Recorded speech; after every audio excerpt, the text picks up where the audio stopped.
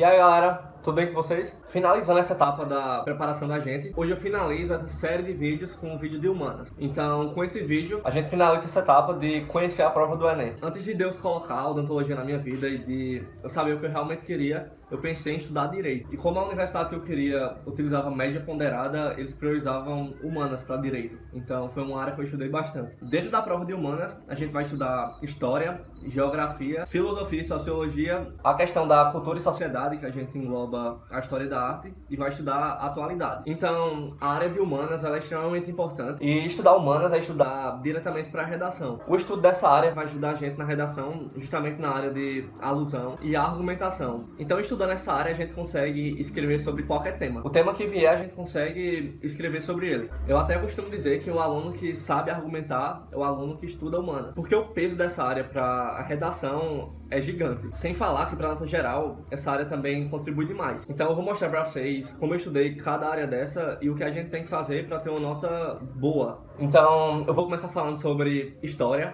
História é uma matéria muito importante pra mim, porque, pra quem não sabe, eu fiz o Enem 2 vezes. História foi o único assunto que, nas 2 vezes, eu acertei todas as questões que envolviam história diretamente. Então é uma área que eu realmente gosto. Sem dúvida alguma, a história é a área mais importante dessa prova. Como eu falei, quando a gente estuda história, a gente vai estar se preparando diretamente para a redação, no que diz respeito às alusões. Uma das principais competências da redação vai ser a competência que avalia o teu conhecimento sobre outras áreas. E além disso, avalia a tua argumentação. Então, a partir do momento que a gente faz alusões históricas, para basear nisso o nosso argumento, a gente sai de uma área chamada senso comum. Então, estudar história é estudar diretamente para sair dessa área, pra gente ser um bom dissertador e escrever bem. Inclusive, muita gente me pede dica de como argumentar, de como ser um bom argumentador. E eu costumo dizer que para ser um bom argumentador, a gente tem que estudar história.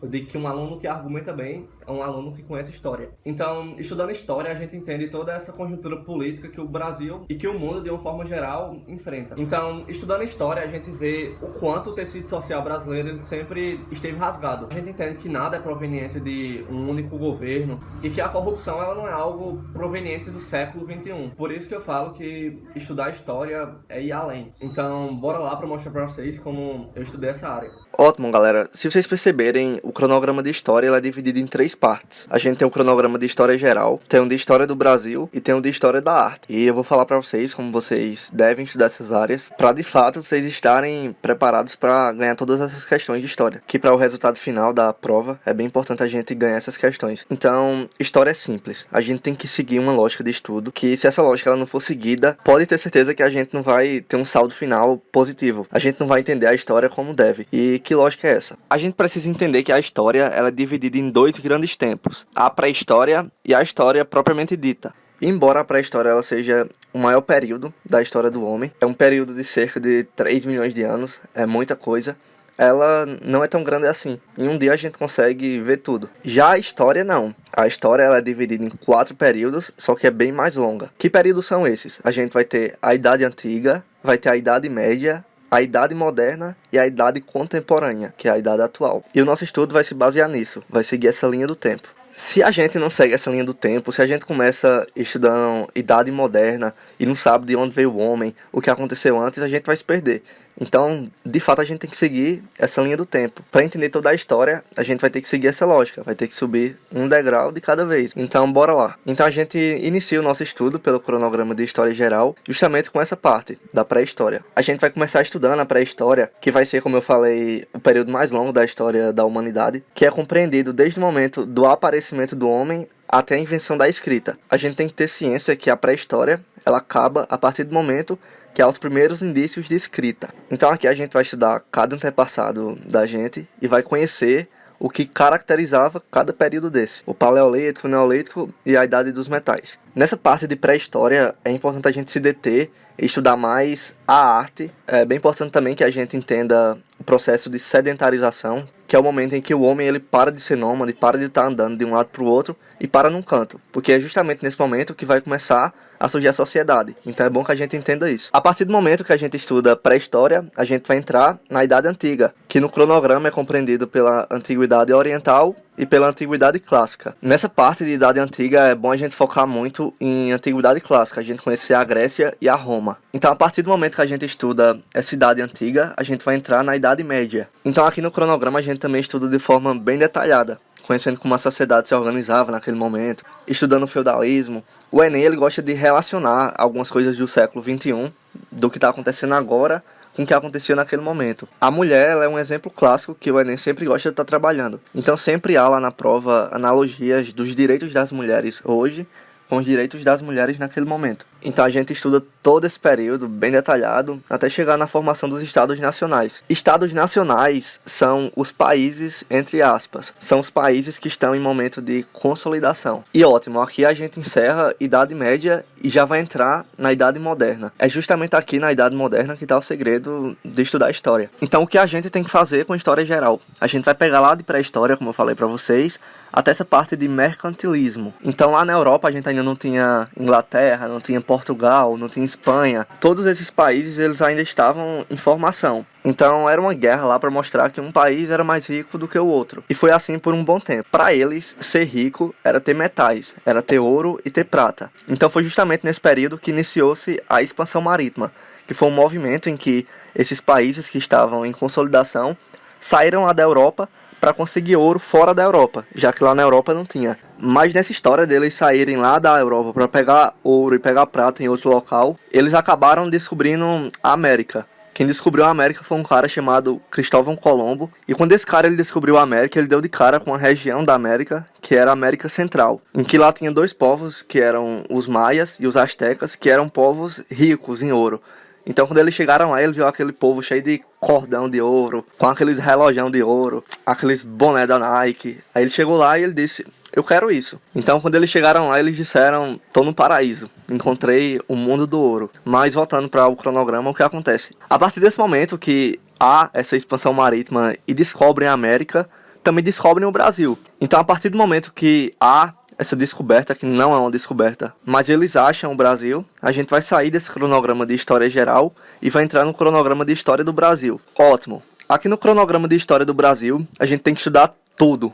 E tem que focar muito porque história do Brasil é o que pesa na prova de história do Enem. Na prova de humanas é onde o Enem gosta de trabalhar, é a história do Brasil. Então aqui a gente tem que focar e tem que estudar a fundo, tem que estudar isso aqui tudinho. Então ótimo, a gente vai estudar toda a história do Brasil, desde o período pré-colonial, que é quando os portugueses chegam aqui no Brasil, até o governo Dilma, até o governo Temer, na verdade. Então a gente vai estudar tudo isso. Então a partir do momento que a gente estuda toda a história do Brasil e foca de verdade, que eu vou estar de olho em vocês, a gente vai sair da história do Brasil e vai voltar para a história geral. Vocês lembram que lá em história geral a gente parou em mercantilismo? Então é isso, a gente volta para mercantilismo e estuda todo esse cronograma de história geral até a nova ordem mundial. Paralelo a esse estudo de história geral, dessa parte de mercantilismo até nova ordem mundial, a gente estuda o cronograma de história da arte. Não necessariamente a gente tem que estudar a história da arte no dia que a gente for estudar história. A gente pode deixar para estudar no dia de linguagem, de biologia, num dia que não tiver tão pesado para vocês. Não necessariamente tem que ser no dia de história. Essa parte de história da arte é bem importante, porque além da prova de história, ela vai estar presente na prova de linguagens. Então nessa parte de cultura e sociedade, que é compreendida pelo cronograma de história da arte, a gente vai estudar justamente a arte que cada sociedade produziu em cada período da história. E além disso, a gente vai estudar umas coisinhas que estão bem presentes no Enem. Aqui a gente também estuda essa questão do patrimônio cultural, então a gente entende o que é um patrimônio material, um imaterial, que também todos os anos tem pelo menos uma ou duas questões no Enem. Então a gente vê isso aqui justamente em História da Arte. E basicamente é isso. É dessa forma que a gente estuda esses 3 cronogramas e tem que seguir essa ordem.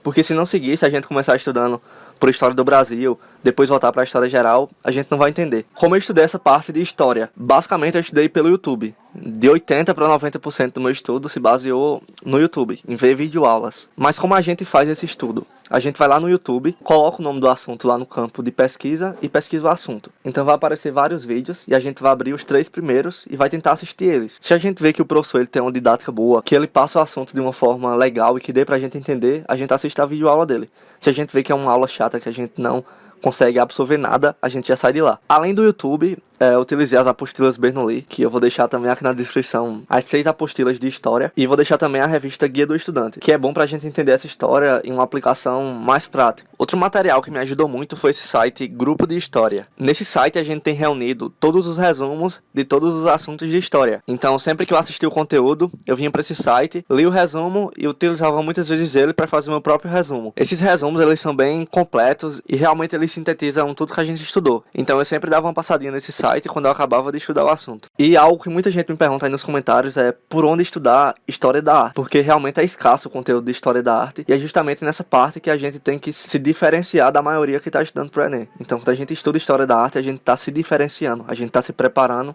além do que a maioria das pessoas se preparam. E como é bem escasso o material de História da Arte na internet, no YouTube, não tem quase nada, eu vou deixar o livro por onde eu estudei História da Arte aqui na descrição também. É um livro muito bom, que segue essa sequência, e lá tem muitas imagens. Então o Enem gosta de trabalhar essa parte de História da Arte em imagens. Então lá vai ter imagem de cada expressão cultural e artística de determinado momento. Então lá tem tudo. É um ótimo livro para estudar essa parte de História da Arte, e ele vai estar aqui na descrição. Então beleza, galera. História é isso. E realmente é uma matéria muito boa de ser estudada, muito fácil de ser absorvida.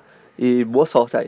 Ótimo, galera. Então, saindo da história, a gente vai entrar em geografia, que também é outra área extremamente importante para a prova. Geografia era uma área que eu gostava muito de estudar, porque eu tinha uma professora muito boa no ensino médio, a professora Juliana. Ela era uma professora muito incrível e ela foi a única de verdade de todas as minhas professoras que veio até mim e falou que eu nunca desistisse de estudar, que a única forma de vencer na vida era através do estudo. Então, ela foi a única pessoa que me disse isso, e ela sempre me disse que eu conseguiria, que eu ia conseguir entrar na universidade. Então, quando eu comecei a estudar, eu sempre lembrava dela. Geografia, ela era uma matéria muito boa pra mim, porque quando eu comecei a estudar, vocês sabem que eu não sabia de nada. E geografia era uma matéria que eu conseguia entender tudo. Era uma matéria que quando eu tava começando a estudar, eu realmente aprendia. E isso me ajudava muito com as outras matérias. A partir do momento que a gente vê que tá aprendendo algo, a gente ganha aquela confiança de dizer, eu consigo.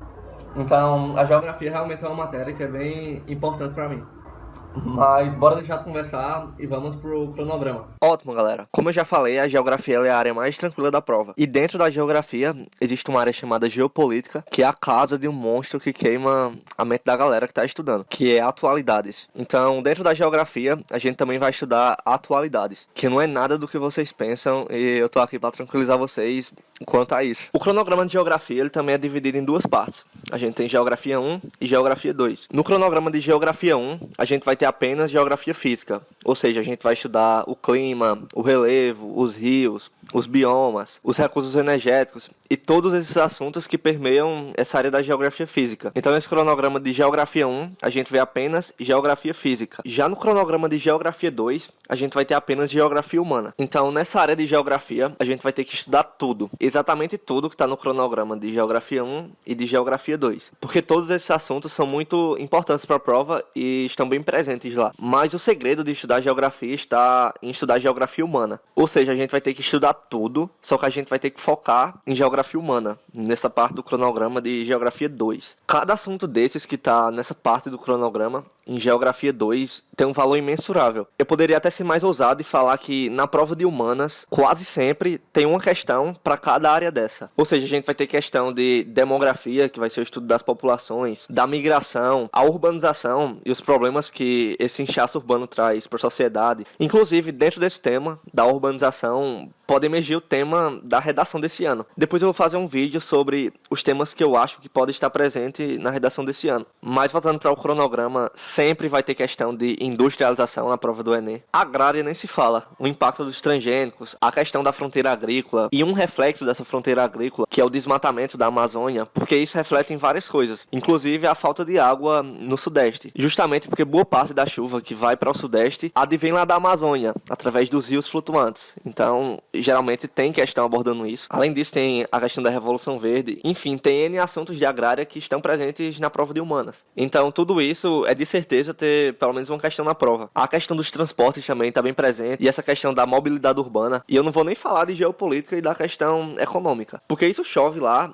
e todos os anos tem pelo menos 5 questões desse tema, porque é justamente daqui que sai a questão da atualidades. Então, é imprescindível que a gente estude tudo isso e realmente foque. Mas claro que a gente não pode deixar de lado a geografia física, pois a geografia física ela também é muito importante e na mesma intensidade vai ter questões presentes na prova. Então, bora lá. Como eu estudei tudo isso? O YouTube, em primeiro lugar, e para geografia eu indico muito as aulas de um professor chamado Leandro Almeida. Ele é professor de uma rede de cursinhos online, que é o ProEnem, e eu indico ele porque ele é muito excepcional. Ele é um cara extremamente didático e bem profissional. Então, as aulas que ele disponibiliza para geografia é mais do que suficiente para a gente conseguir fazer a prova. Então, eu realmente indico que vocês assistam os vídeos dele, porque vai somar bastante. Além do YouTube, claro, eu utilizei as apostilas Bernoulli, que eu vou deixar aqui na descrição todas as 6 apostilas para vocês baixarem, juntamente com a revista Guia do Estudante, para fundamentar e servir como base para o estudo de vocês. E para finalizar, eu venho acalmar vocês quanto a atualidades. Primeiramente, não é necessário estudar nada mais do que está lá no cronograma de geopolítica, naquela parte final de geografia humana, porque o Enem ele não trabalha a atualidade como vocês pensam. Tem gente que está lá assistindo o Jornal Nacional, o SBT Repórter todo dia, e não